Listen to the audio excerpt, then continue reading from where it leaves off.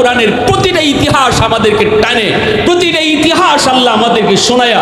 সূরাতুল বুরুজের ওই সেই ইউসুফ জুনাওয়াদের জালেমের কাহিনী আল্লাহ আমাদেরকে শোনায়া, ফেরাউন আর মূসা নবীর কাহিনী আমাদেরকে শোনায়া। আল্লাহ দুনিয়ার মুসলমান নির্যাতিত নিপীড়িত যারা, তাদেরকে সান্ত্বনা দেয়, নিরাশ হয়েও না, নিরাশ হয়েও না। যারা শহীদ হচ্ছে তারা ভাগ্যবান। আমরা যদি আজ বিছানায় মরে যাই, জান্নাত পাবো কি পাবো না কোনো গ্যারান্টি নাই, কিন্তু ফিলিস্তিনের শহীদ, তারা শহীদ হইতে দেরি, পৃথিবীর যে কোনো প্রান্তের কোনো মুসলিম শহীদ হইতে দেরি, জান্নাত পাইতে দেরি নাই।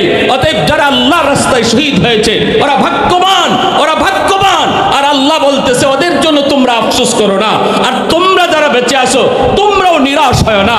দিন শেষে ধরা আমি আল্লাহ রয়েছে, আমি আল্লাহ ধরবো। নমরুদকে যেভাবে ধরেছি, ফেরাউনকে যেভাবে ধরেছি, এইভাবে ইসরায়েলের প্রধানমন্ত্রী ওই নব্য ফেরাউন কসাই নেতানিয়াহুরও আমি আল্লাহ ধরবো। অতএব আল্লাহ